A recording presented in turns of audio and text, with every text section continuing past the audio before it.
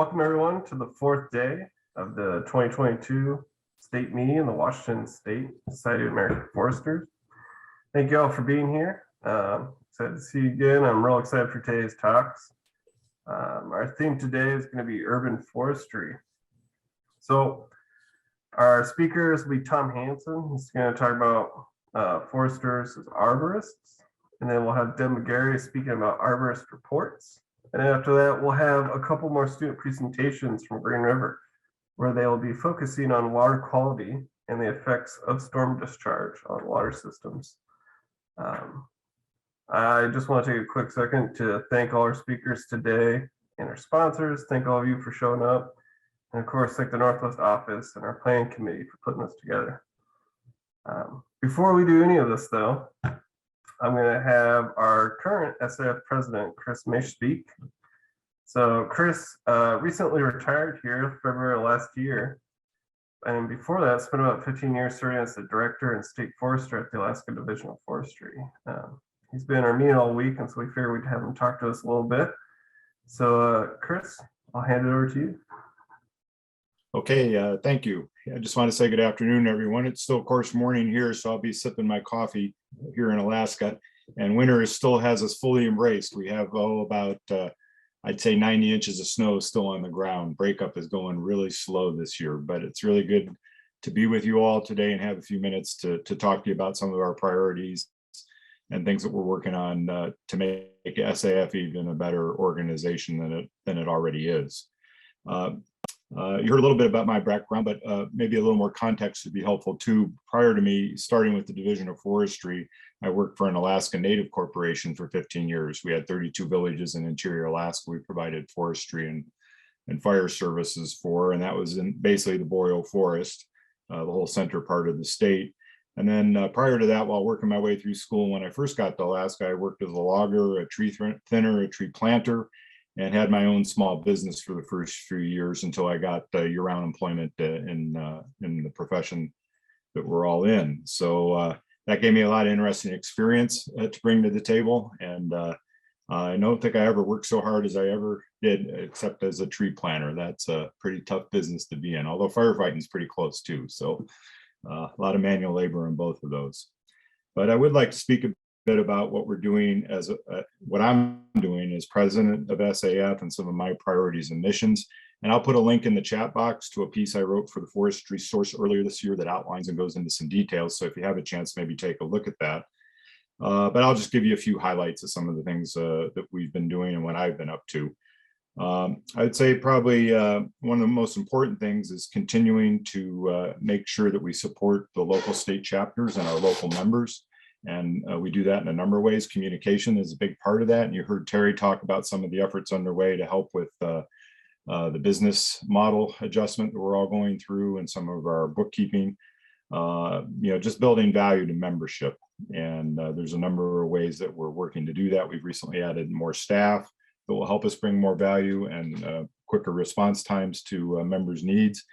And I recently talked to the young foresters. I had a lunch meeting, and it's something that was new that was started this year with our board members. We have a board member on the national board that's a young forester, and that young forester organized these, you could call it a water cooler meeting, lunch meeting, whatever you'd like to term it. And I'll talk a little bit more about that. I just spoke to them last week, and I'll focus on what we're doing for membership. But first, the areas that I identified that were important for us to be engaged in and working on both at the national and state levels, I listed 8 priority areas in that piece I wrote for the source. And I'm just going to read that list real briefly here. I don't think any of these would be surprises to anyone on this call, but it's climate and climate change. No specific order here.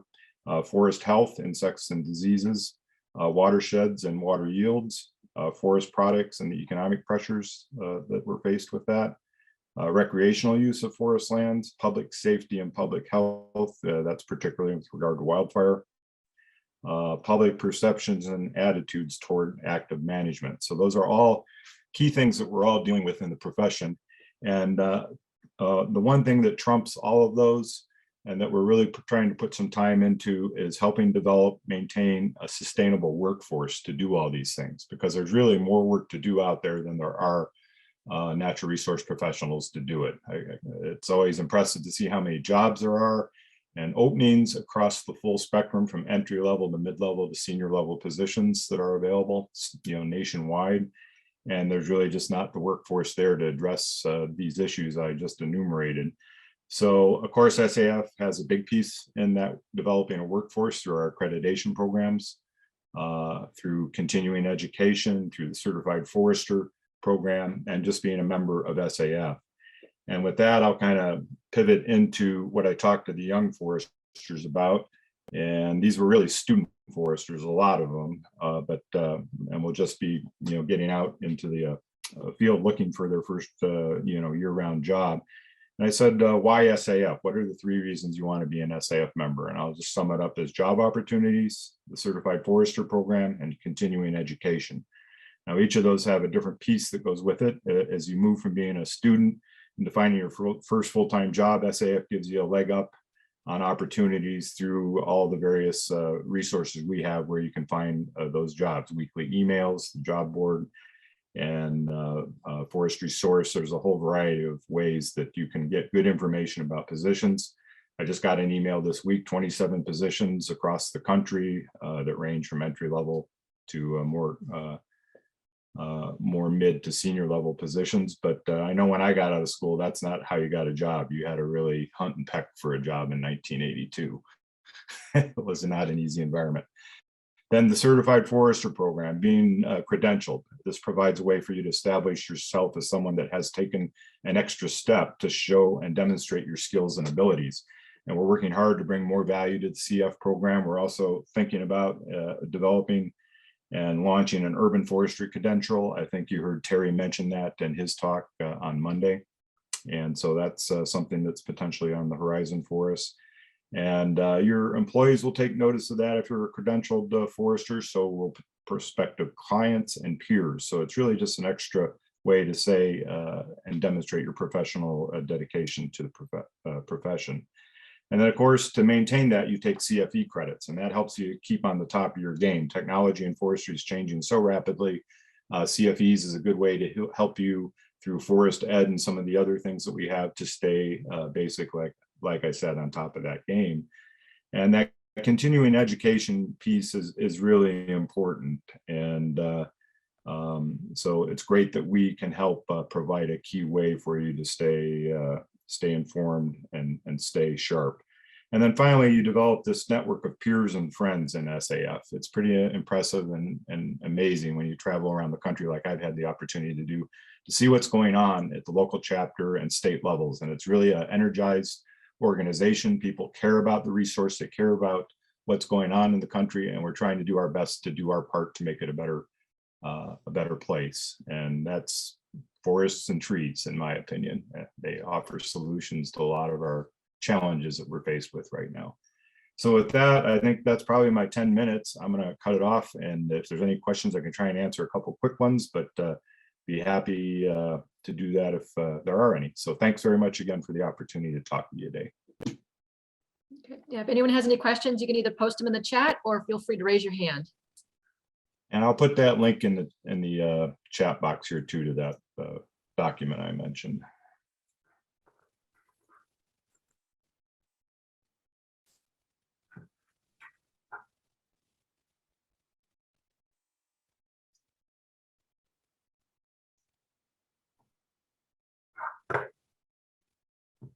Okay, it should be there. And I think when you go to that link, just click on the title of the article. It's the bottom article, bottom left on the Forestry Source front page, and just click on the title, and it should enlarge it so you can actually read it. As the page presents when it first comes up, it's pretty micro. Thanks again. All right. Well, thanks, Chris. Appreciate you coming out here and giving us a little talk. Andrea, I'm not seeing any questions. So I think maybe we'll just I think so. Yeah, go ahead. go along. So again, thanks, Chris. I appreciate it. Good stuff. And I'll be reading that article myself pretty soon here. Yep. you We're bet. going Thank to, you. yeah, we're going to switch over now to Tom Hansen. So Tom is actually my predecessor as the chair of this chapter.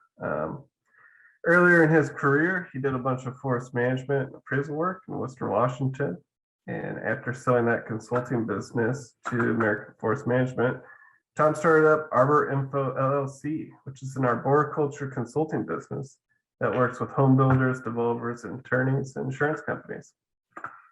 And today, Tom is here to talk to us about forest versus arborists. All right, with that, I'll pass it over to you, Tom. Well, good day, everybody. My name is Tom Hansen, and a long time ago, I took a class about speech anxiety. And one of the solutions to stage fright was to transfer that anxiety to the audience by visualizing everyone sitting down there with a clown nose. But Zoom screens have taken all of the fun out of this. So as you can see, this might be a bit of a challenge for me. I'll do the best I can.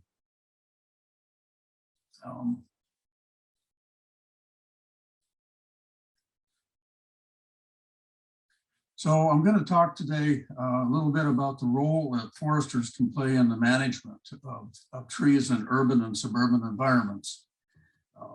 This is not to suggest a career change by any means, but to simply add one more opportunity to think about.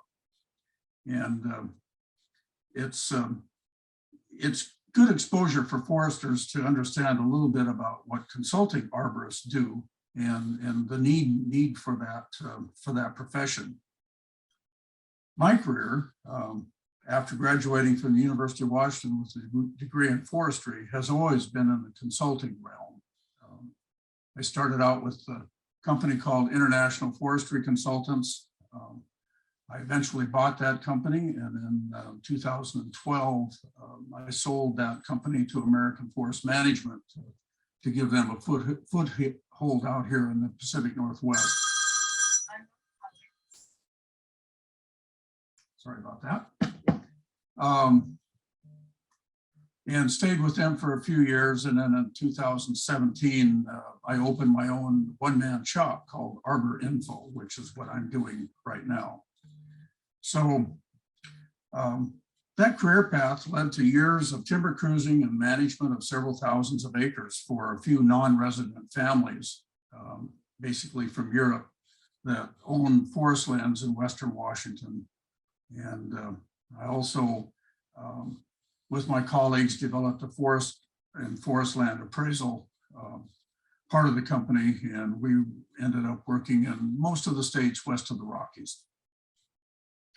So that said, in order to distract you from the rest of my talk, I put together a few slides of random quandaries faced by consulting arborists.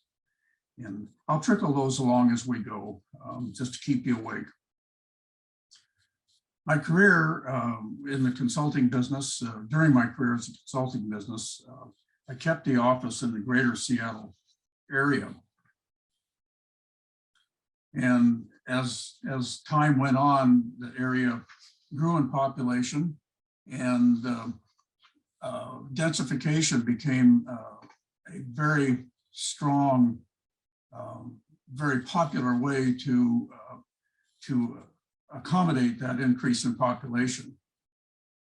Over time, most of the municipalities in the region were growing, and so were the trees. Neighborhoods were and are being rezoned to accommodate the growing population and the more compact uses. Housing developments are also expanding into undeveloped areas and often into forest areas. Many times, post-development and pre-development issues with trees came up. My company began to get a few calls from attorneys, insurance companies, home builders, and the like for assistance with tree issues. Those issues included trespasses, tree hazard risk assessments, and building code compliance for construction activities, and a myriad of other conflicts, including if you're a homeowner and you've got a big tree in your yard and you want to cut it down, In most municipalities, it's not your tree, it's theirs, and you've got to get a permit. Most jurisdictions require an arborist report with a permit application, not only for site development, but simply to remove certain trees from private residences. As part of the consulting business, as this part of the consulting business grew, so did the need for credentialing as more need for expertise unique to urban forestry grew. And in the arboricultural consulting field, no credentials, no business. Most jurisdictions will not accept reports from non-credentialed applicants. And that said, I'm not only a certified forester, but a certified arborist through the International Society of Arboriculture. I'm a registered consulting arborist with the American Society of Consulting Arborists, and also a tree risk assessment professional credential, which is offered by ISA. The requirements for credentialing include a number of things, but include a basic knowledge of soils, fertilizers, pruning techniques, tree damage tolerances, as well as tree hazard risk potentials. There's a large number of classes offered by both ISA and ASCA that address these issues. And ASCA also requires preparation and submission of peer review of multiple reports in order to become a registered consulting arborist. So there is a certain amount of training that goes into this. And of course, as with the Society of American Foresters Certified Forester credential, there's an adherence to a specific code of ethics. I'll admit here that my SAF Certified Forester credential came grandfathered when it was introduced, as I am a golden member. In Washington State, I can only think of a handful of foresters who are cross-pollinated with the arborist credential. So I'm a little bit unique in that respect. The arborist credentials came to me relatively easily with my forestry experience. A few hours of arboricultural manual study, and eventually passing the various tests required. Continuing education hours are required, and the arborist organizations offer a number of classes to fill that need. So you need to keep abreast of all of the new developments, just as in the Certified Forester credential. And to be clear, I haven't climbed a tree since I was 14. That I leave to those with that expertise and the legs. So here we go, code compliance. Nearly every town, city, and homeowners association in the Puget Sound region has some sort of tree protection regulation. I keep a folder on my computer with codes of well over 30 jurisdictions, from Seattle to Bellingham, Vancouver, Spokane, and every place in between, the places where I've worked in the last few years. None of these codes are the same, and they change. Every code I've seen is different than every other code, but with a common theme. The retention of trees and all of the benefits they provide is the basis for those regulations. And the regulations vary from jurisdiction to jurisdiction. Some codes are well written and easily understood. Many are not. Some are contained in one neat section of the building codes. Others are segmented throughout the maze of other regulations. And some have clearly written definitions of what is considered a tree. What permit requirements are in place and what tree replacement regulations need to be followed in the event that trees are removed for a project, and what replanting requirements might be, if any.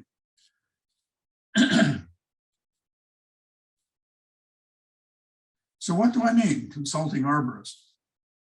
For the most part, it is assisting homeowners and developments developers with tree code compliance.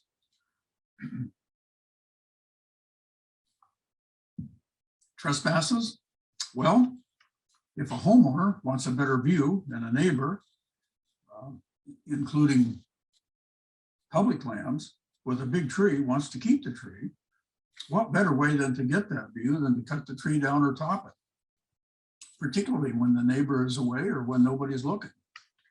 And yes, this happens every day.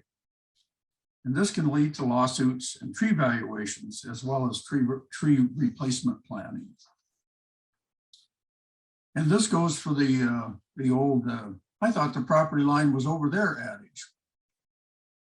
Accidental trespass valuation gets treated similarly to intentional trespass, although the case law in the courts often include multiplying factors for intentional actions. So tree appraisal has been a major part of my business. Tree valuation in urban and suburban and rural residential settings is a whole nother aspect of our cultural consulting, a niche role for those willing on to take these appraisals. And I'll say here that we're not talking about stumpage or value as forest products. We're talking amenity values that can see settlements in the thousands of dollars for individual trees. Here's a couple of examples of evaluations for different kinds of trees. The chokecherry patch over there is just out of Ellensburg, happened to be the only chokecherry patch within sight, and it was praised rather substantially.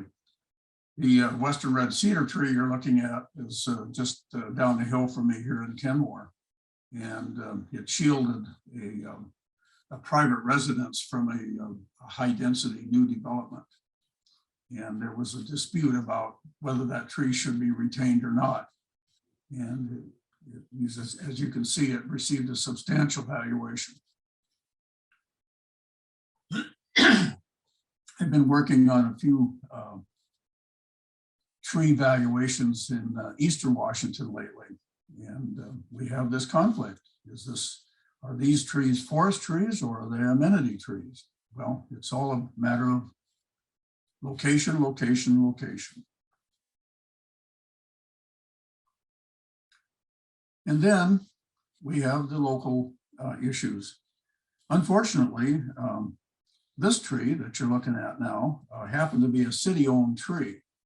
And tree mortality is often defined in the codes. Whether this tree would have lived to its normal life the way it is, or whether it was defined as mortality, is something the code will let you know. In this honeydew job, fines probably resulted. Sometimes the codes require trees to be retained, and sometimes without an out of forethought. In this slide we're looking at here, all of these large Douglas fir trees in the background that were required to be left suffer from not only Swinetsii, brown cubicle rot, but also from laminated root rot. And once these houses are built, these will cost thousands of dollars a piece to take them down. But the code said they have to retain them. So there you go. In the Northwest, our native trees and a few East Coast transplants get really big, especially if they're in your backyard. Maturity sometimes leads to decay or normal branch drops. And remediating risk while complying with local tree preservation codes is another role for an arborist. Every tree comes with some element of hazard risk, and the tolerance for that risk is the question that needs to be answered before remedial planning, if needed, can be done. A plan might call for removal. And many of the controversies around tree protection are the result of increasing population, densification, rebuilding of communities, and big trees. Taking Seattle as an example, many neighborhoods are 80 to 100 years old, and so are the trees. With zoning codes now not only allowing but encouraging the construction of detached accessory dwelling units, DADUs in the vernacular, in apartments, the conflicts with these old trees increases. Not only that, but in suburban areas, forest areas are partially cleared for residential uses. Stands of trees and buffers are often required. And wouldn't it be nice to live next to a forest? Oops. It's not always perfect to have these trees in your backyard. This tree was being removed by a tree removal service, and something got a little out of hand. So homeowners, developers, home builders, and remodelers are faced with compliance. A broad generalization is that many of these folks would like to see every tree gone. They're hard to work around. And sometimes fear, real or not, influences the opinions of trees. Liability issues abound. Developers are tasked with creating living spaces around these large viable trees. And most people outside of the forestry and arboricultural field don't have an understanding of tree physiology. Therefore, the need for expert opinions on tree protections, code compliance, and hazards. So how can foresters provide this professional expertise? Well, basically, tree preservation is a primary objective of most building codes. The questions needing answers are, obviously, what species is it? And oh, by the way, if you're writing reports, you're going to need to know the scientific nomenclature. How big is the tree or trees? Are they defined as special in the eyes of the codes? How close to a tree can one build? Where's the roots? And how does the code define the root zone? How long will the tree live? What are the species characteristics? Is the tree invasive? Is it a locust or a laurel? Is it short-lived, an alder or cottonwood? Are there alternative construction techniques that can be implemented to reduce tree space invasion? Foundation engineering options need to be understood as well. And what are the reporting requirements? Deb McGarry, who follows me today, will talk a little bit more about reporting from her perspective as an arborist for the city of Seattle. So how can foresters get in the game?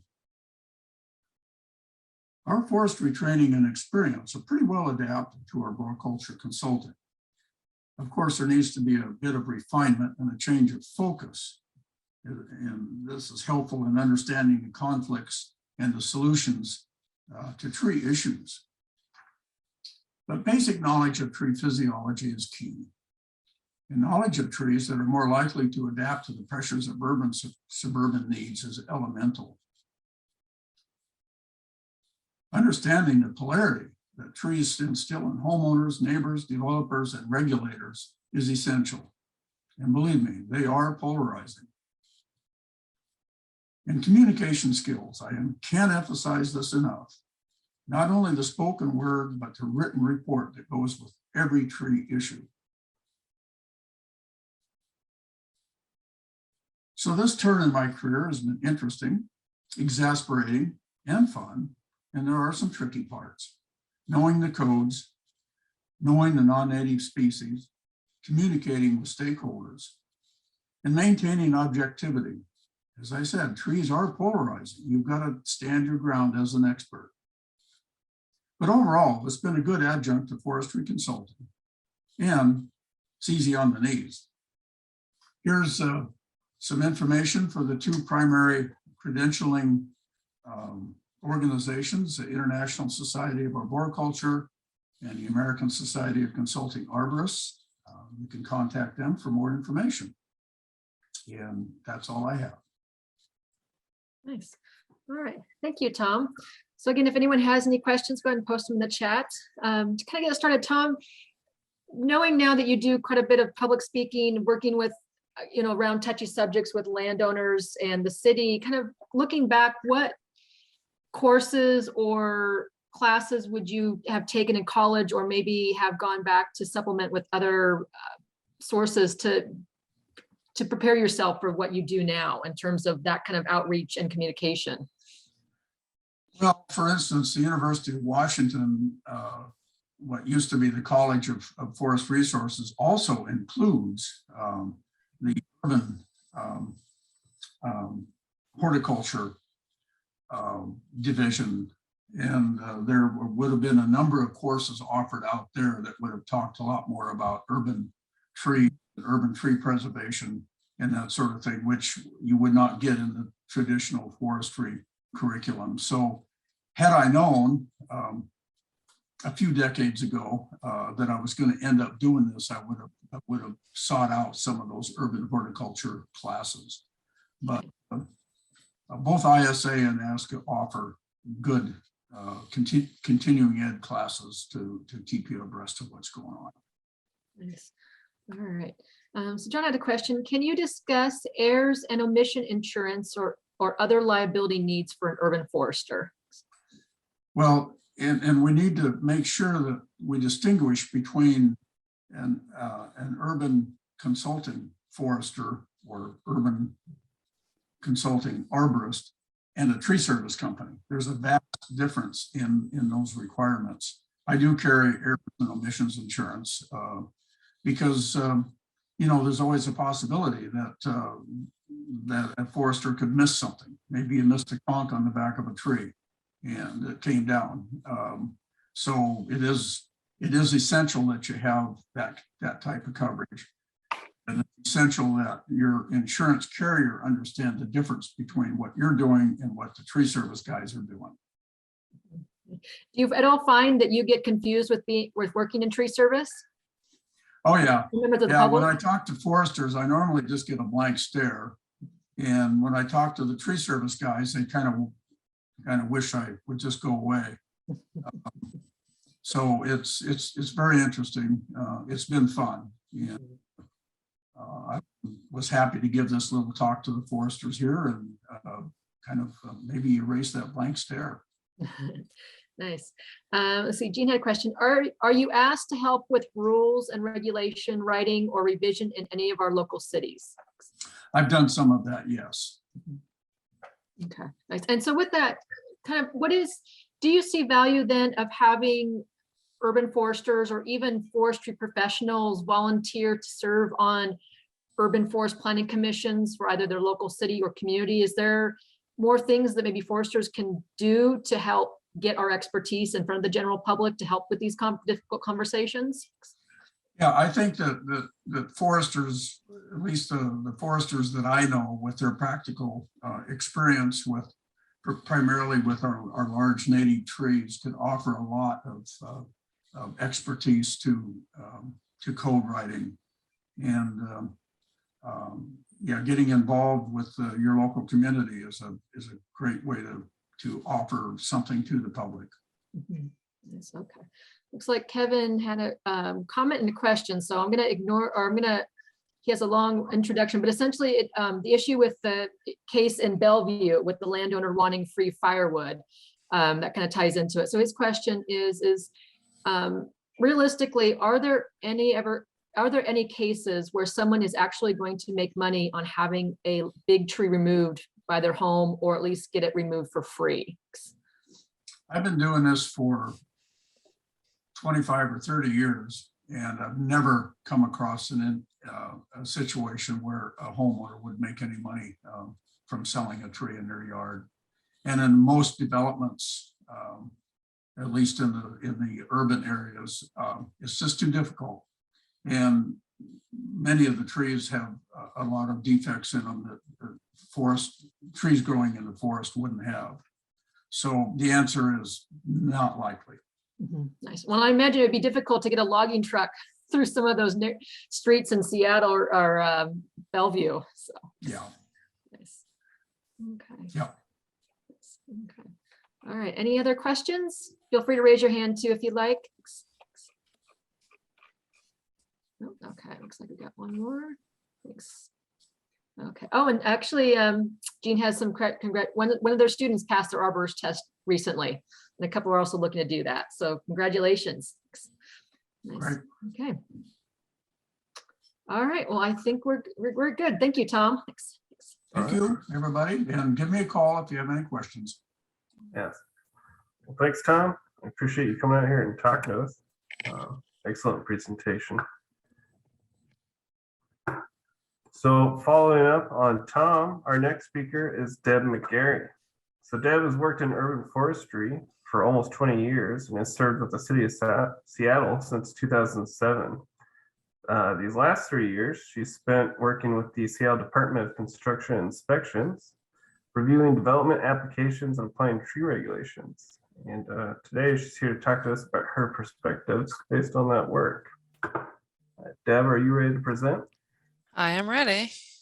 All right, pass it over to you. Okay.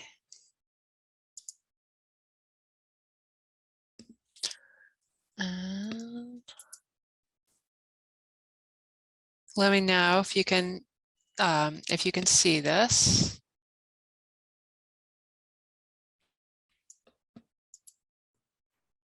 You can see your screen, but it's not presenting yet. There you go. Looks good. Okay. All right. So thank you for introducing me and for inviting me. It's an honor to speak to the Society of American Foresters. My name is Deb McGarry, and yes, I'm an arborist with the City of Seattle Department of Construction and Inspections.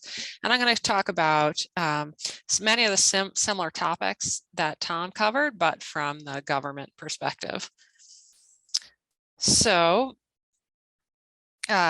cities are getting denser. More and more of the world's population, something like 60% now, I've read, lives in cities.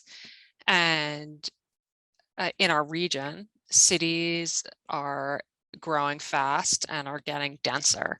And in my opinion, that's a good thing, because if more people live in cities and in denser cities, that will mean that there's more space outside of cities for forests and wildlands. The challenge is, once you've got more people in these denser cities, how to keep trees as well, because trees, as we know, have many, many benefits in cities, and they're really necessary both for people's sanity and physical health as well as environmental health. Up on the top, I have a link, and I can put it in the chat. That's a great overview of tree benefits in cities. It's a TED Talk, a little animated video. That's I think really great. And the benefits of trees in cities are probably a topic for a whole other webinar. But getting back to density and trees, what you've got often in, as Tom mentioned, in single family areas, something like 60% of Seattle is zoned for single family houses, often small houses and maybe a garage and lots of space for trees. As cities become denser, there's much more pressure on that space to have both houses and trees in the same area. And that's where you come in, because as Tom mentioned, most cities have codes or are developing codes that govern what you can do with trees on your property, and how you can work around them when you can and can't remove them. And so to enforce those codes and to make that whole puzzle work, we need trained professionals who can evaluate the trees, evaluate the development, and help figure out how it's all going to work, how we can keep the trees that are worth keeping, remove and replace the trees that aren't kept, and also have enough space to build houses without damaging those trees and creating hazardous trees. So I'm going to talk about what you need to know to write arborist reports, what some of the things you need to put in arborist reports to make them effective, and then how you can educate clients to add value to those reports and improve the whole process. I want to start with sort of a cautionary slide of how we don't want to see development affecting trees. And just a caveat that this plan that you see at the top of the screen would not be approved today. It doesn't comply with Seattle's tree protection code, but it was a few years ago. It probably wasn't reviewed by an arborist, and yeah, you'll see the results. So on the picture on the left is a typical single family lot in Seattle, a Port Orford cedar, pretty healthy, right next to a garage, but still looks like it's doing pretty well. This area was zoned low rise, I believe. Anyway, there's townhouses were allowed, not enough space was left. As you can see, there's development really close on the lot as well as on the lot next door, affecting the tree. The tree was limbed all the way up, and the tree is no longer there. It's been removed. So that's what we don't want to have happen. As Tom mentioned, you have to know code to write good arborist reports, and it's hard because each municipality is different, and anything you recommend has to comply to the code.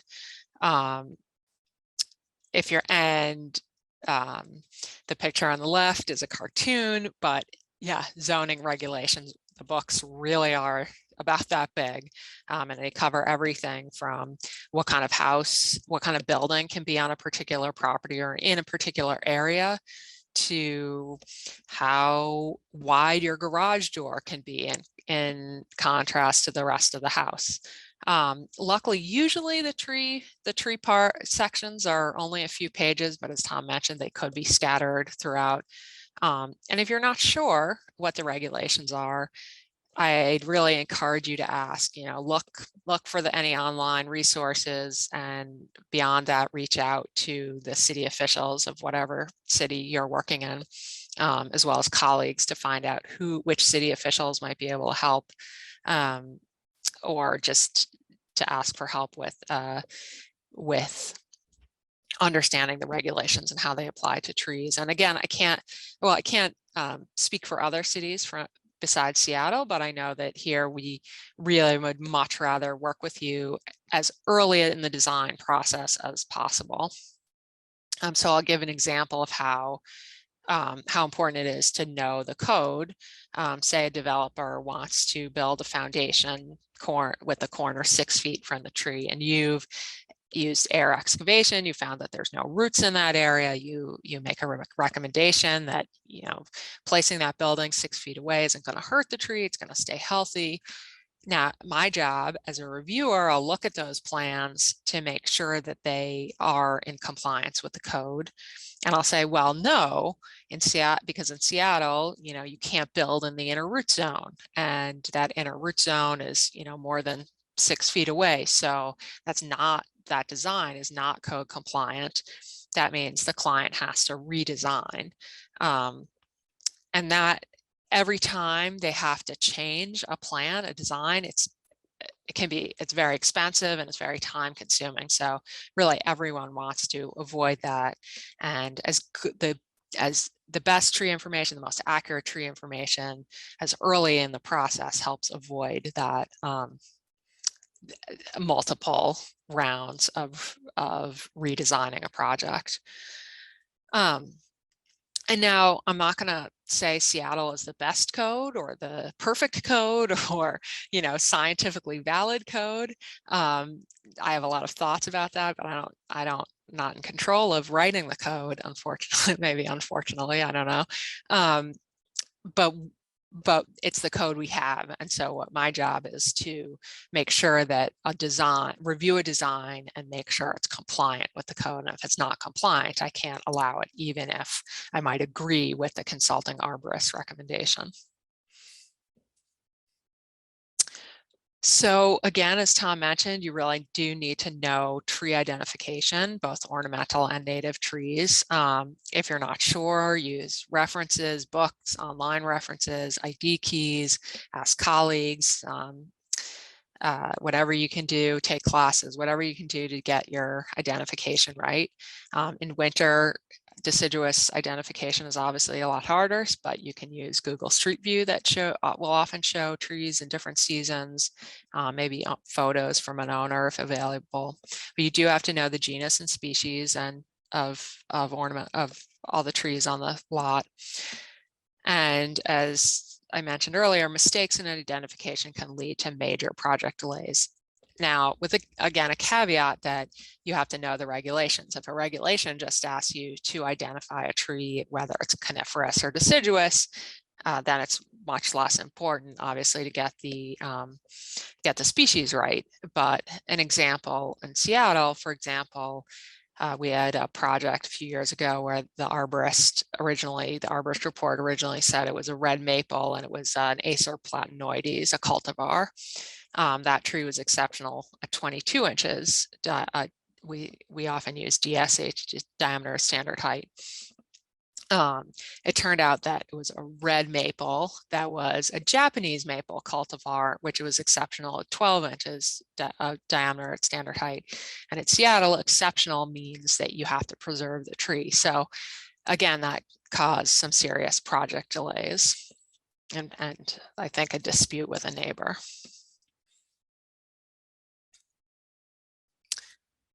As Tom mentioned, the tree risk assessment qualification, it's required in Seattle. It depends on the municipality, but it's again a qualification offered through ISA, and it's really helpful for providing a framework for risk assessment, and especially if you're going to deem a tree high risk, to have that framework that you've gone through a specific form that talks about how the risk that it poses to the targets, and it's a helpful qualification whether it's required or not. So what needs to go in reports? First of all, evidence.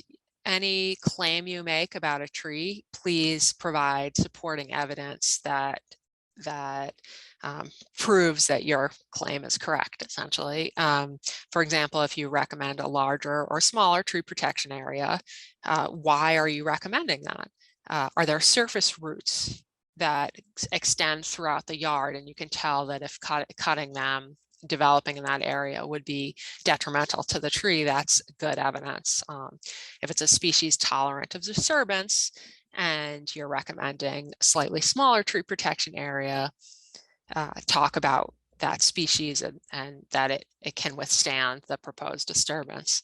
The picture in the middle is a screenshot of the book called Managing Trees During Construction, which is a great, very helpful source for general information, but also has a lit table of trees at the end that has rough estimations of how tolerant species are of disturbance. It's not perfect, but it is based on peer-reviewed literature, and so it's helpful.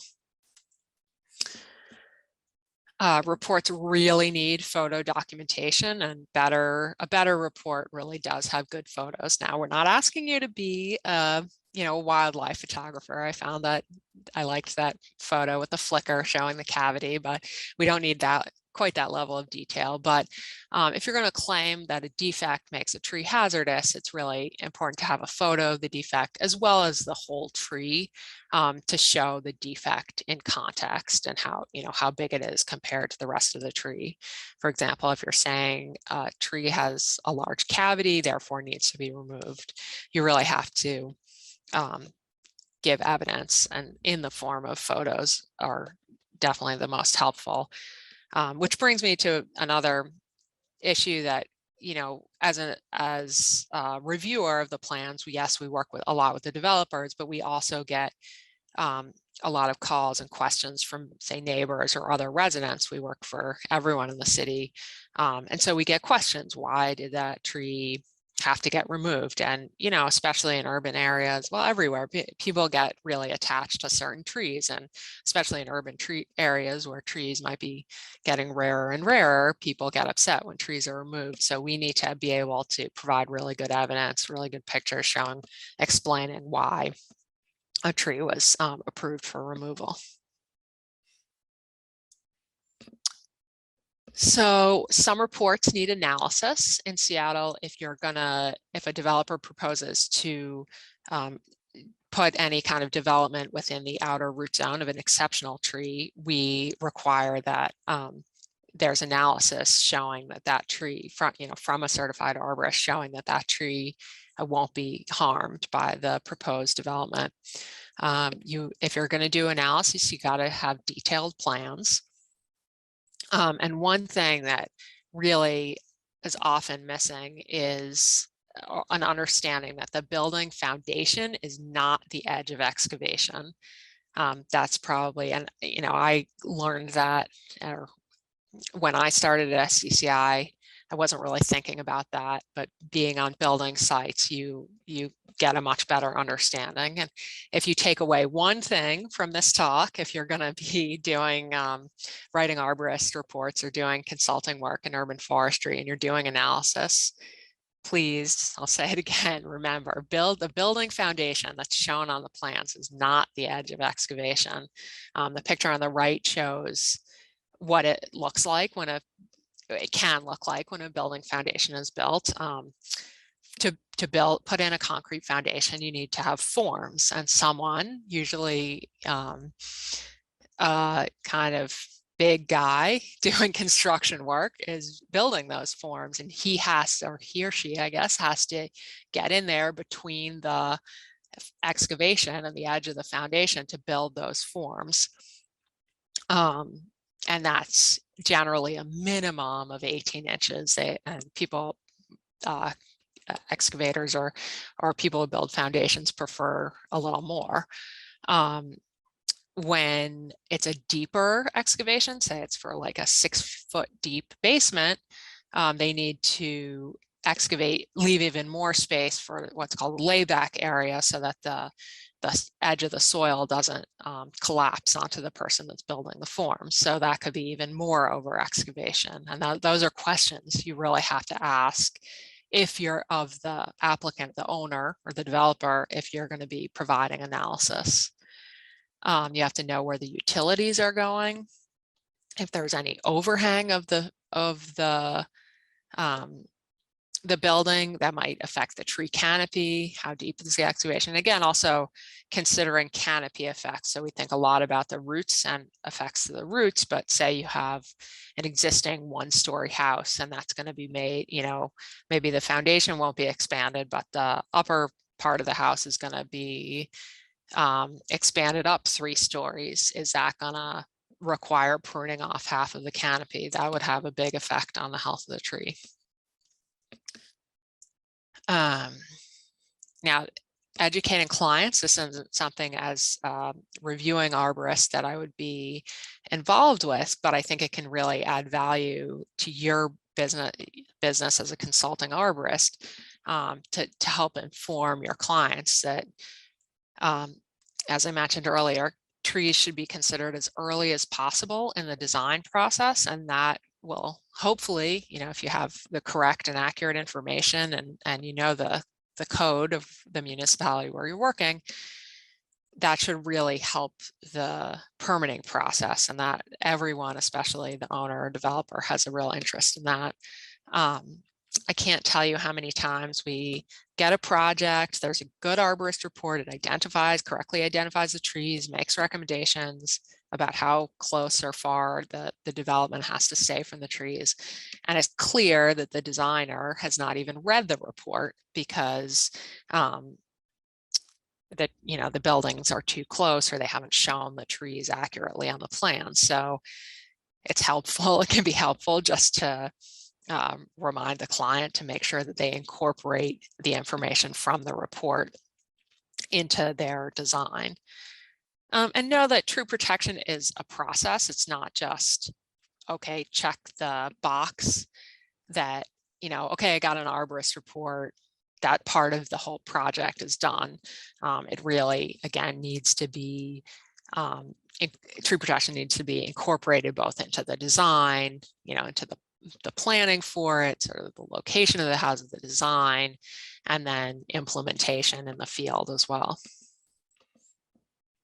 And that's even something that we are starting to require, that all plans have the contact information for the project arborist on the plans, so that if there's questions, if there's issues, problems with excavation, that the people in the field, the people actually doing the construction, can contact the project arborist to hopefully resolve issues before they become a problem and jeopardize the health of the tree, or make the tree into a high-risk tree.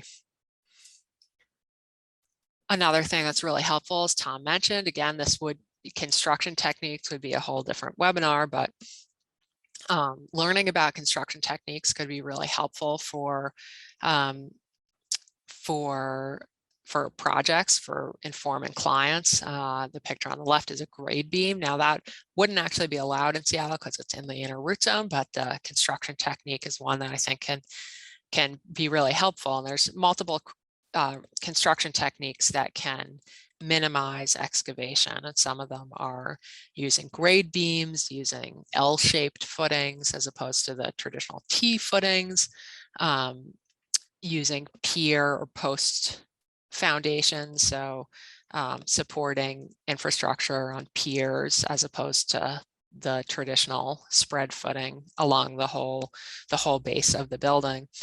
Sometimes those can be used, even if they can't be used for the building for whatever reason, they could be used to support walkways, for example, that otherwise would impact tree roots. Using pin piles, that's often done in environmentally critical areas, but that can reduce excavation. And really all these alternative techniques are to reduce excavation, to reduce impacts to the roots. Another option that can be used if you have utilities going through root zones of valuable trees, to do tunneling underneath using air excavation and Vector trucks. And, I think there are a lot of ways for us to have dense cities and also have livable cities and have trees incorporated in city design, but it's really going to take all of us, arborists, foresters, government workers like me, working together and improving regulations, as well as educating clients and tree owners, and again, working together to come up with solutions that work for both getting more and just more housing in cities, as well as keeping trees, planting good trees, and having both trees and cities. With that, I'll open it up to questions. And this is, I think I saw that, and somewhere in the participant list, my email had been spelled wrong, but this is my correct email. If anyone wants to get in touch with me after the presentation, I'm really happy to talk about trees in cities generally, or even careers in urban forestry and arboriculture. I can't speak much about regulations in other municipalities, but if you have questions about tree regulations or how to make a project work in Seattle, please contact me. And with that, I will. All right, so if you had any questions, feel free to raise your hand or post them in the chat. So Deb, seeing where how the trees are they planted after development or growing as development's going around them, kind of for you, what have you learned about kind of the environment that trees can live in terms of maybe very extremes of livability, or how adapted they can be to it, or to a built environment that's changing around them? Yeah, I think Tom mentioned this. It really just depends so much on the site conditions and the species. If you have a species that's adapted to, say, limited growing space or clay soils, they can do pretty well in challenging conditions. And then depending on the soil, again, if it's deep soil, they have deep roots. they might be able to survive better than other trees. Also looking at the built environment, say a tree already has a house, you know, within a few feet. Well, then you can build in that footprint without really disturbing the tree that much. And then again, tree species comes into it. I feel like there's certain trees like hemlocks and maybe western white pines, western hemlocks and western white pines that really, if you know, look at them wrong, they're gonna start declining. And certainly if you start cutting major roots, whereas other trees, I'd think of maybe deodar cedars, the true cedar, or certainly like a London plane or even a sweet gum, you can cut a lot of roots, and it's sort of amazing that they still continue to thrive and stay stable. All right. So does the Seattle Code address fire-wise conditions for trees and homes to help with wildfire protection goals? You know, that's a great question. I think, not that I'm aware of. I mean, I don't know if there's anything in the fire code, not in the tree protection code. Maybe there should be, thinking about things that with climate change and, you know, different changing conditions. But I think, yeah, just traditionally, because it's been so, I mean, we do have certainly Mediterranean summers, but the summers are getting a lot hotter and longer and drier. But no, there's nothing in the code right now about fire-wise considerations. And for the developer, or for the companies that are actually doing the construction, is there any training that their workers go through? Like you saw the workers having to run the lines, the roots. Do they go through any training to be aware of why these regulations are in place and to be mindful of how they're doing their work? No, it's a short answer.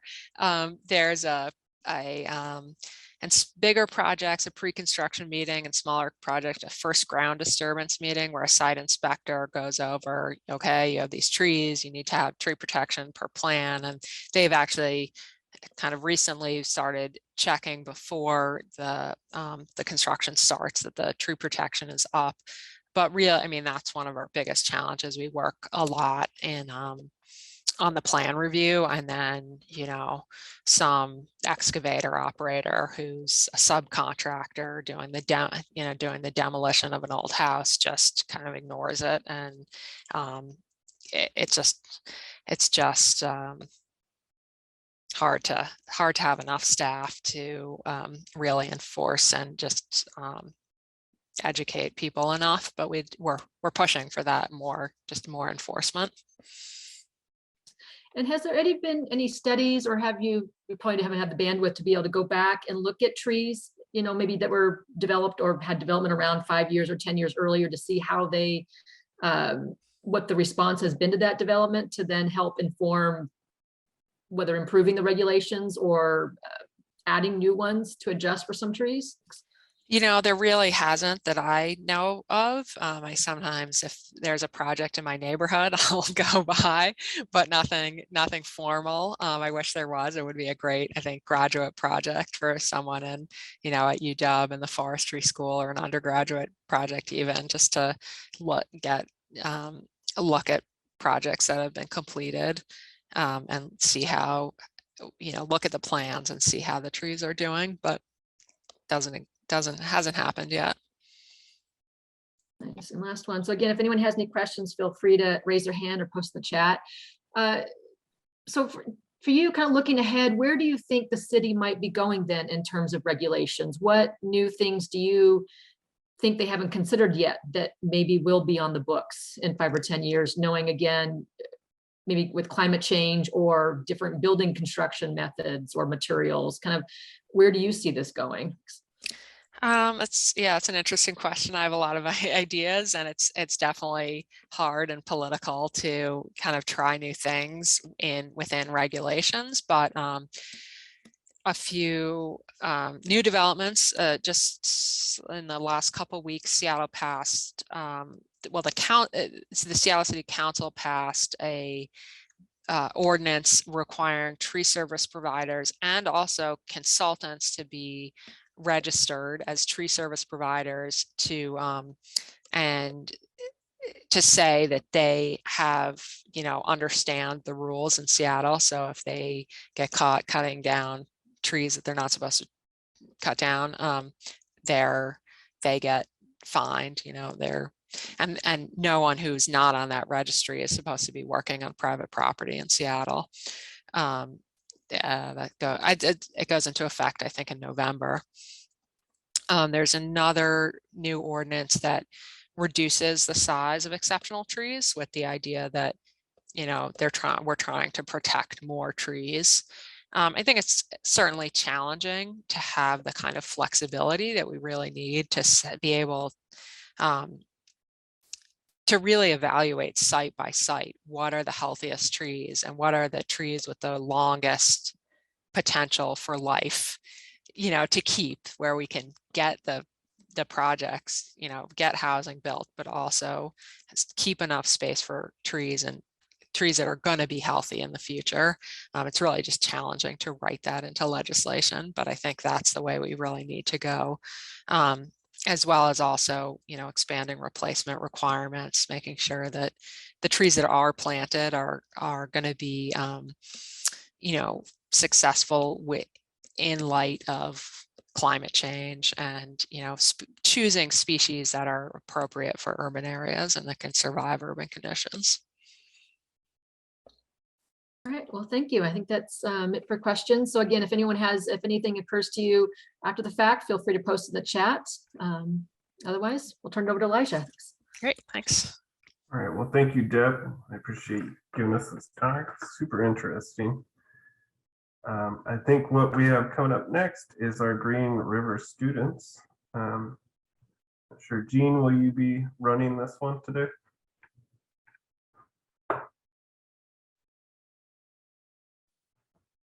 Thank you. I'm here at Green River with my students, and first presenting today, we are going to get out of the west side of the mountains today and head over east to the Yakima River.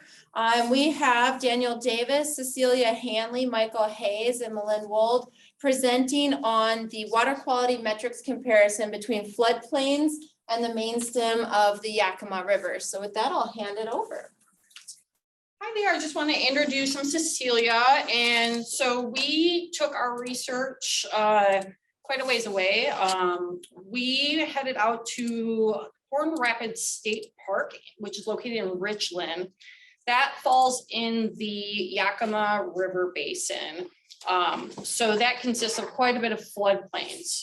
So we also chose that area because it's southwest of the Hanford Reach, and we're kind of curious about the Hanford nuclear power plant, so which consists of 586 square miles. So we went out to test the water quality and whether that floodplain of the Yakima River, if that floodplain water quality differs between the actual Yakima River. And because that whole basin is used for agriculture as well, we were just curious to see what kind of findings we would see in like nutrients and other water quality systems. So take it to you. Let's do it. Oh, go with me. So basically, like she said, the whole point was to discover whether the water quality in the floodplain was positively or negatively affecting the main stem of the Yakima River. To do so at the Horn Rapids County, or the Horn Rapids Park, we set up a series of 20 plots. 10 were in this floodplain, and we took the surface water quality there, and 10 more were in the actual main stem of the Yakima River. We took 5 111 meters downstream and 5 61 meters upstream, just of the surface water, and we compared those. We combined those two main stem data sets into one and compared it with the floodplains. We tested for dissolved oxygen, phosphorus, nitrogen, and the pH using Lamont and Huck kits. And yep, that was basically the goal of our test. We then compared The results, we took two t-tests, a two-tailed equal variation of those metrics, and we compared them and kind of came to our conclusions based off that. I'll turn to Daniel for our results. So what we found was that our average phosphorus in the floodplain was at a 0.6, while on the main stem, it was at a 0.18. So we can see there's definitely a difference there. Our t-tests came up with a p-value that was less than 0.00. For dissolved oxygen in the floodplain, it was 4.9, while on the main stem, it was 8.5. So again, big difference there. Temperature-wise, our average in the main stem was 7.08 Celsius, while in the floodplain, it was a much higher 8.23 or a higher 8.23. And our turbidity in the floodplain was a 103.52, while in the main stem, it was 36.68. So in the floodplain, we're getting a lot more murky water, we're getting hotter water, we're getting water that has higher phosphorus and lack of DO compared to the main stem of the Yakima. And to go further into these results, I'll pass it over to Malin with our discussion and conclusions. Sure. So for our discussion sections, we concluded that there was a significant difference in water temperature, dissolved oxygen, and phosphorus. There was higher levels of those in the floodplains than there was in the main stem of the Yakima River. The potential issues with that is that the rain has the potential to essentially cause water runoff and pollute the groundwater that would then be leading into the Yakima River.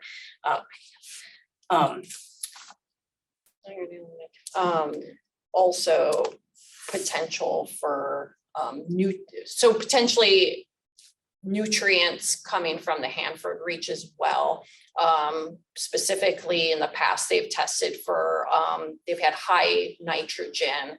So all of those could be leaching either through runoff or through groundwater, and they end up directly into the area that we were testing in that county, in the Horn Rapids County Park.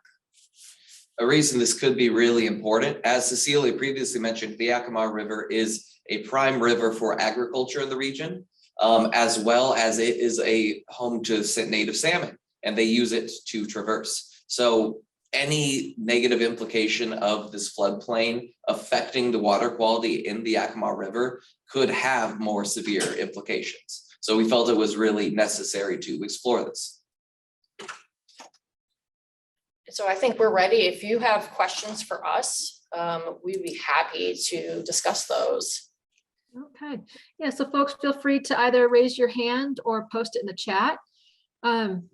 And so for you four, kind of what attracted you to this research project? I'm assuming that you had options to choose what you would, what research you would, or sorry, what study you would be part of. So what attracted you to this one?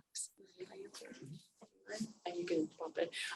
Originally, we were really excited to go test water that was coming directly from the Hanford nuclear power plant.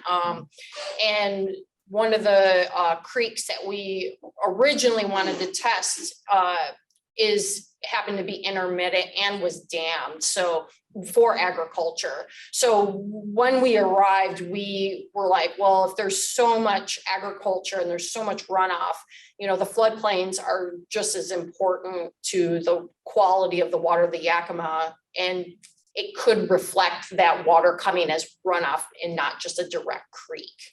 So that's how we ended up testing the Yakima River main stem. Nice. Okay. Nice.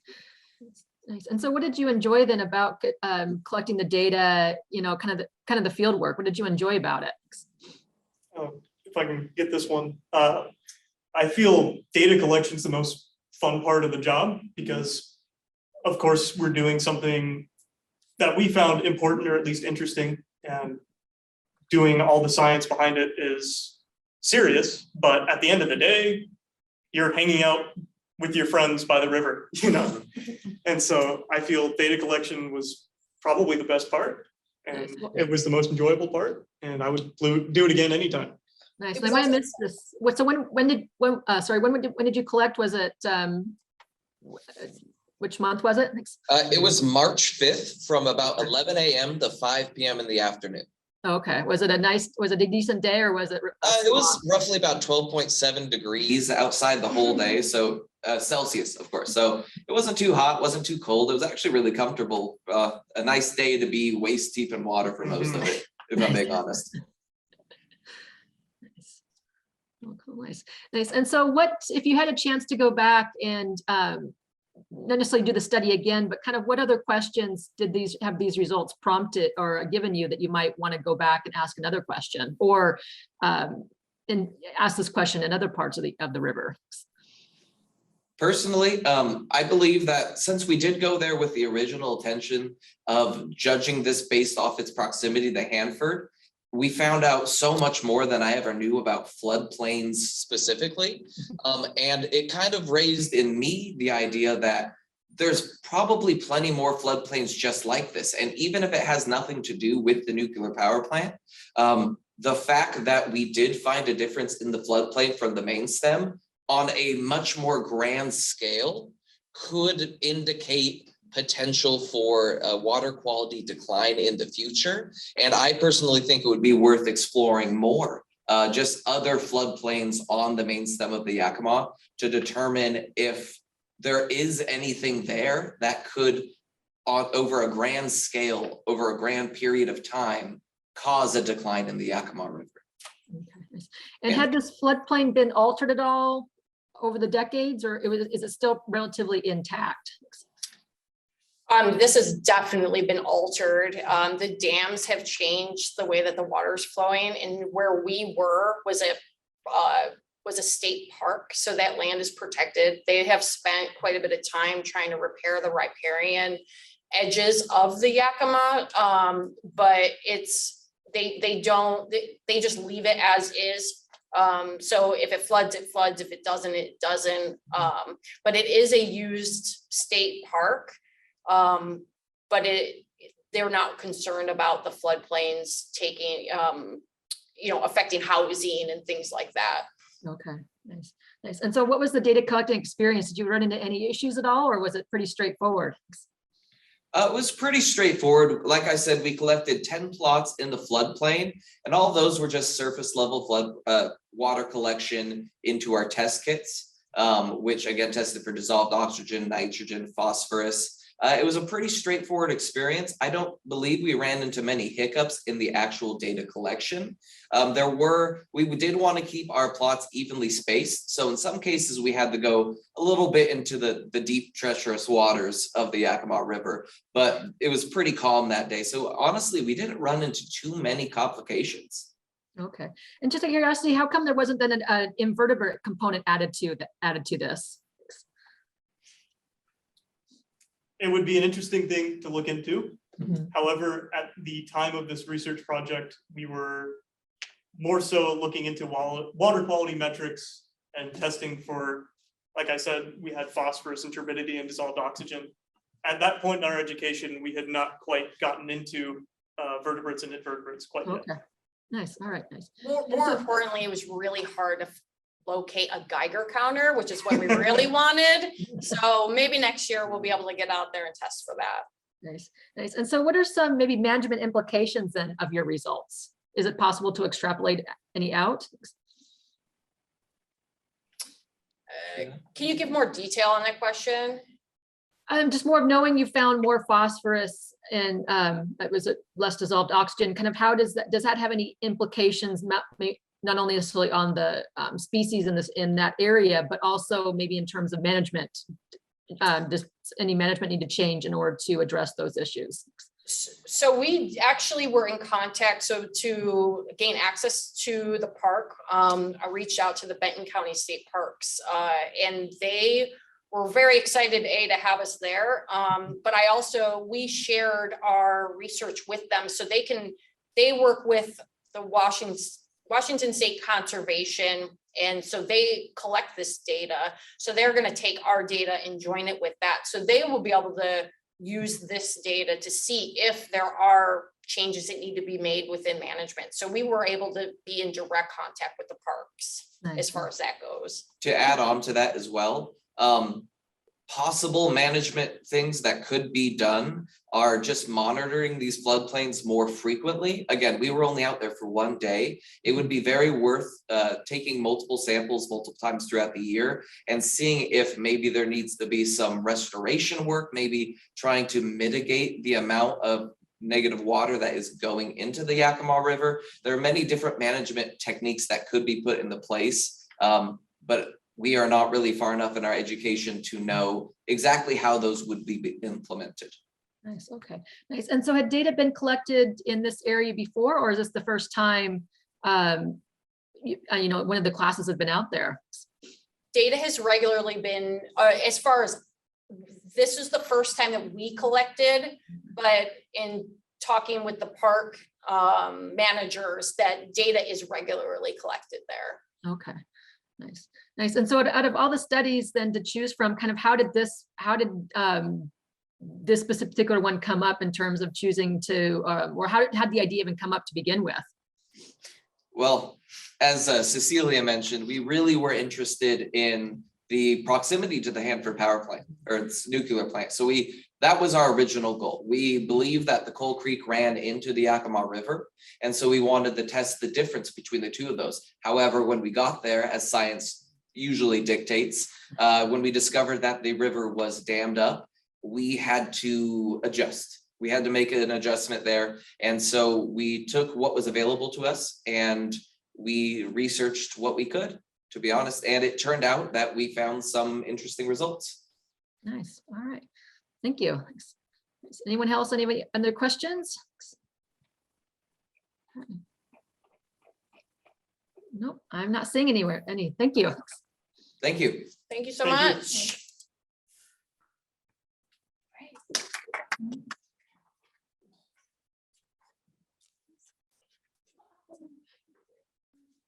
Okay, and now we're gonna loop this back to a more urban environment to be on today's topic as well.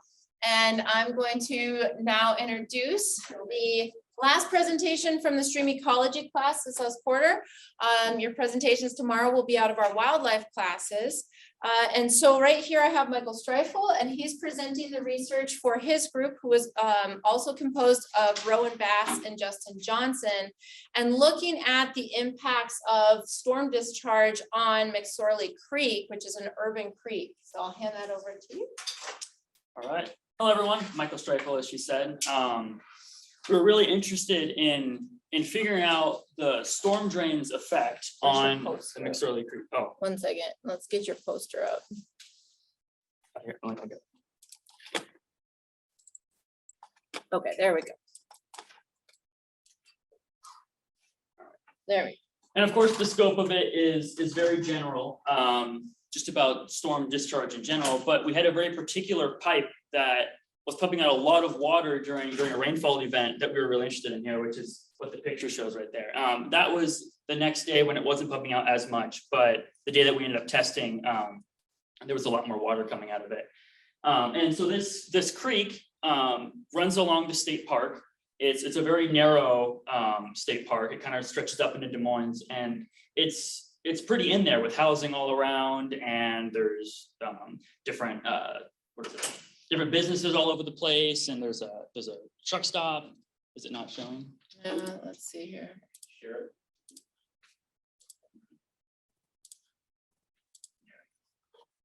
There we go. Now you can see the picture. All right. And so we're really interested to see how all of this storm discharge that's ending up on the roads all over is going to be affecting this. The stream is fed from a wetland that is also in the middle of the city. And so we were also trying to kind of see, if maybe it has a bearing on that, what kind of values we'd get out of testing the water quality of that. So we ended up finding the storm drain. We were testing before and after the drain to really see if there is a significant difference coming out of this the specific spot. We tested in 10-foot intervals before and after. We thought that there wasn't enough of a difference to really need to test along the long stretch. We were just trying to see if there was any sort of difference before and after it. So we ended up getting our results back. We tested a lot. We did 10 plots on both sides. We ended up finding absolutely nothing for nitrogen, phosphorus, almost no difference in pH. But the last thing that we tested was dissolved oxygen. And I thought it was really interesting that, of course, when we were getting our results, we were getting about the same amount of drops for the test kits, for the Hodge test kits. But when we went back and started running our numbers using the difference in temperature, we actually were getting almost a 10% increase in dissolved oxygen directly afterwards. And as you can see from the top graph, the green values are before, and it's a lot more, it varies a lot more. And there wasn't much of a difference in topology or anything. It was very, very similar. Like the makeup of the stream wasn't very different before and after it. And I was thinking that maybe that could have a bearing on it, but there wasn't much of a difference. So it was really weird that the values were so different, just in the middle of the stream, all leading up to it. And then afterwards, they're very all clumped up here at this high 90, almost 100% tile. It's really, it was very interesting to me. And so there on the bottom graph, you can see there was a much higher standard deviation for before the storm drain, where like these values were all varying a lot, but afterwards there's a lot tighter knit, and the values were higher in general.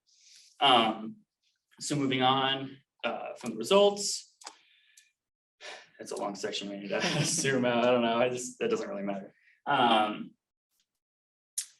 The reason that we really were trying to figure out the reason for this, because it doesn't make much sense for the storm runoff to really only be increasing dissolved oxygen. I mean, of course, there's this pipe leading down, but the ridge that it was on wasn't very high. It was at most maybe 20 feet. So I didn't think that just it tumbling down this pipe would really have too much of an increase on it. I ended up doing a lot of research. I was looking through, I found the ArcGIS file for Des Moines for their storm drain systems. And we found that there's actually a wet detention pond right above that, which is what that graphic is there. And then the map shows that map right up along the bridge, about 20 feet up and like 100 feet or so away, there is this pond. And it actually has, and it was marked on the map, that it has a water control center. And that is actually supposed to test the water and test it for, what's the word?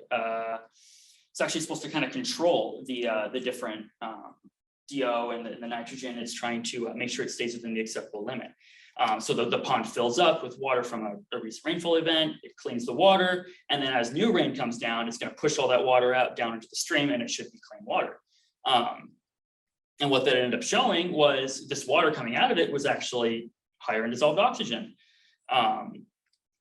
And so the reason that we found that was significant was because they're actually trying to restore this stream for salmon, for Chinook salmon, juvenile salmon, to come from the Puget Sound and live in the stream where they're safe from a lot more predators until they're old enough to leave the stream and go live out in the Puget Sound, because they're very threatened in the Puget Sound. And so having that increase in dissolved oxygen gives them a good buffer for, anything that could happen, because there's a lot of spillage, a lot of things that can happen to that stream, a lot of bad stuff because of all the houses. I mean, when we were there was a sign for sewage, possible sewage contamination. And so to have that stream be tested and have at least some clean water coming out of it is a really good thing for it. But it's been shown that having the higher dissolved oxygen, not going over 100%, but having it right about there, higher than 80 or so, is actually good for them, for their production and for their growth while they're living in that stream. It's healthy for them. And so what we ended up finding was that we think that these wet detention ponds are actually good for the health of the stream, and that it could actually be an important thing to be installing in a lot of these urban streams where there's a lot of these contaminants coming in, and you have all the stormwater that otherwise would have found its way into the stream because it was this very deep canyon right in the middle of the city. It was bound to get in there, or it's going to end up in the wetland and start coming down. So to have this pond to collect that and test that and to clean that water out, I think is really significant for that stream, especially with the mention of salmon trying to live there. So we actually think that it could be beneficial to either put another one of these in that creek, or to be putting these elsewhere in other urban creeks where it could help increase that dissolved oxygen for any streams that might need it. So that's really what we found. The only significant increase we really found was that dissolved oxygen, even though we were looking for other things like nitrogen. But I think that I think it's a pretty significant enough difference to show that there might be a correlation here. So that's all I have. So I'm open for any questions you might have. Nice, thank you. Again, if you have any questions, feel free to raise your hand or post them in the chat. So in your research about the design of the treatment pond, kind of when was all of that installed? I actually don't know that one. I don't think it had been recently, because I had seen articles dating back to, it's not that long ago, but 2014, and they were talking about some of the detention ponds, but I don't know the exact year that pond was put in there. Okay, nice, nice. And so part of that, again, understanding how they constructed and what they did you come away with any appreciation for kind of the thought that goes into how do you mitigate the pollutants and reducing that, and what they do in order to treat the water for the salmon and to keep it as clean as possible? Yeah, and I realized that it's really hard, especially when you have this stream running right through the road. We went around the other side where the wetland is, and there's like couches and garbage bags and everything thrown in there, and it's really easy for stuff to get in there. And so to have a way for any of that water that's rushing off that road with this other garbage there, to have a place for all that water to end up going in and be collected and be cleaned is really important, I think, for the stream. So I definitely have an appreciation for the process you have to go through to make sure that the creek is staying clean, especially for salmon like that. So nice. And do you think if you were to collect do data collection at other times of the year that the results might be different? I think they may be different, and I honestly am very interested, because if this all is a fluke, that's a big oopsie, right? But I think that in order to test that again, to see like if this is actually if this is a trend, right? If it's the same all year around, if it's actually doing this exact thing all the time, because I honestly don't know. And I tried to do my research. I tried to figure out, I can't just walk up on their land and be like, oh, let me look at your water quality center. I couldn't really find any research on how the specific makeup, because the EPA has a standard, but it's not a very enforced standard. They can really do, as long as they're meeting the criteria, which is cleaning the water and getting it out there and having a pond for it, it's not enforced or anything. So I don't really know the specific makeup, or if there even are cleaning the water, if it really is just the water tumbling down that pipe, right? So I think that just lost what I was saying there. Oh, it's okay. It'll come back. Okay, could you rephrase that question again? Could you tell me? No, actually, I think you answered it, so it's good. So, okay. And so this is kind of a very big, maybe more vague philosophical question. So what type of public education could be used to protect the water quality? Like educational signage, or, signs that say do not dump here? Yeah, no, and we saw those. There was those signs where it's like, this creek has salmon, you protect this river, and as much as I think that's awesome, I wish that there was a way to enforce it more, because I'm looking at it and just walking down to the park, the creek, or it runs right by where you're walking down. It's so easy to get pollutants into that stream, and for the people to slip up. Oh, I accidentally spilled this in there, or I, dropped my cigarette in there, et cetera. Or it's even dogs, doing their business right there, with the threatened species being there. I wish that there was a way to enforce it a little more than just signs, but I do think that they probably could put up more signs and really, dig it into people's heads, but there's only so much you can do, right? Nice, yeah, nice. And so for you, kind of what have you come away with then from this study, and maybe what would you then take to another study that you would want to do, or to maybe come back and redo this one or ask more questions? Thanks. Yeah, I definitely am interested in just this creek in general, and knowing like what detention pond is doing, because I know that knowledge is out there, and like how much of an effect it actually has, but it's not really all that accessible from what I could see. I did a lot of research and I couldn't really find a lot about like how much this is actually doing for the creek, and so to see this and to see like, wow, this has, at least in my mind, a pretty significant increase. I definitely would want to see, like, or even test other streams, like how are theirs doing? Are their detention ponds different? Do they not have a water quality center? And is it still doing the same thing, even if it doesn't have one, right? things like that. I'm definitely interested in seeing more about that. Nice, nice. And since it is in a public area, was anyone walking by when you guys were out there collecting the samples? Yeah, we were out there and a lot of people were like, kind of looking over because we're out in the river, right? And it was right after a loop where the trail no longer goes. And we kind of went up a little more, but it's right there underneath that bridge where the trail kind of ends. And a bunch of people were kind of giving us the eye, right? But one lady in particular was like waving to us and giving us thumbs up, and then she walked away, And so, that made me feel good. But I think it's interesting how much that people are like, oh, that's weird. Why are they in the water? Is something wrong with the water? Like kind of taken back by people out there testing it. So. Nice. Well, and that could be tied to then actually having signs to put out saying this is, there's an active research study ongoing, to maybe also prompt that education piece and to say this is being monitored by, Green River College students. So it's definitely a good idea. And I think that the signs about the sewage didn't help either though with us out there testing, but. Nice. All right. Well, does anyone else have any other questions? No. Okay. All right. I think we're good. Thank you. Thank you very much. Thank you, guys. And I just want to give a big thank you to you, Andrea, and you and Elijah, and all the organizers for including students, budding scientists through the scientific process and encouraging them to see it from the beginning to the end. So this is a really valuable thing to incorporate for the students. And I want to put a big shout out to all of you that asked questions and engaged with them. I think it's a net benefit for all. Thank you. Welcome. Actually, Monica, I have a question for you. Kind of how the fact that there's such different areas as to where these studies are occurring. So do the students choose what they want to study, or do you give them options of here's a creek, here's a question you could answer? Or so how does that, how do you develop these studies?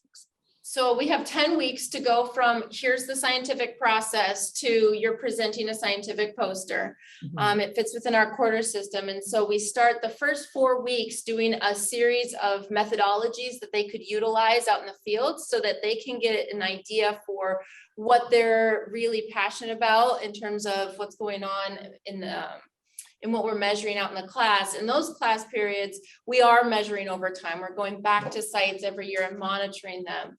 And then the students are asked to come up with their own question in groups, and they can pick their own spots. And so some groups are just take off and go, and other groups have an idea of what they want to do, but need some help and guidance finding a location to ask that question.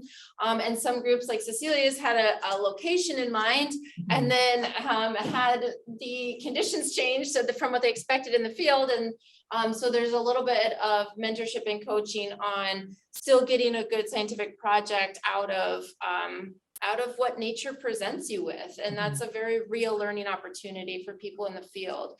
And so this year we had the bugs really, really inspired people. So we had a great sunny day out doing bugs, and people were super jazzed about them. And so you guys saw a lot more benthic macroinvertebrate studies than we typically get. But we also have water quality, riparian. We've had tree coring to look at salmon nutrient inputs throughout the years. So they vary year to year. Nice. And does the college have any connections then with any of the local cities? Are there any questions that their public works or their water quality departments have that the students can help answer or provide data for? Yeah, so when students go, whoever's land they're on, whether that be state parks or city, we do encourage the students to reach out to that organization, not only to get the permission to be there, but oftentimes, in both these cases, we had a county park and a state park. They're really interested and engaged with what the students find. We also interact with the city of Auburn and Flaming Geyser State Park within the coursework prior to these projects, where students are building a long-term database on benthic macroinvertebrates and water quality from restoration sites. To look at long-term effects. And so the one project that utilized data over time was the project that looked at the atmospheric river that was presented a couple days ago. And they were able to tap into historic data and compare that data as well as our sampling before the current flood event with the post-flood event. So yeah, as we build these up, that data is maintained for a lot of these projects, either within the host agency or within the college itself, and can be utilized. Oh, great. Thank you. Thank you, Alex. Thank you, guys. All right. And thank you, Monica. Thank you all the students at Green River that presented today. I really appreciate it. I think with that, we're coming to the end of our presentations for today. Okay, and I'm posting for CFEs, I am posting the survey link for today. So the reason, or it's because I know not everyone can attend every single day. Each day there are CFE credits, or I should say, each day has a certain number of CFE credits available, which is why, so each time you're filling out the survey, it's actually a survey just for that day. So at the end of the week, it'll all be calculated up and sent to national. So there's the CFE link for today and the password. Perfect. Thank you, Andrea. So again, thanks to all our speakers today, and thanks for everyone for showing up. Like Andrea said, if you're looking for credits, make sure you fill out that survey at the end. And for everyone's put down is tomorrow is our last day of the conference. And so tomorrow we'll be focusing on wildlife and kind of environment. We'll have them speaking about the Northwest Forest Plan and kind of how that's going so far. And we will also have a speaker talking about different elk diseases. So with that, I'll probably close it for today. Thanks, everyone.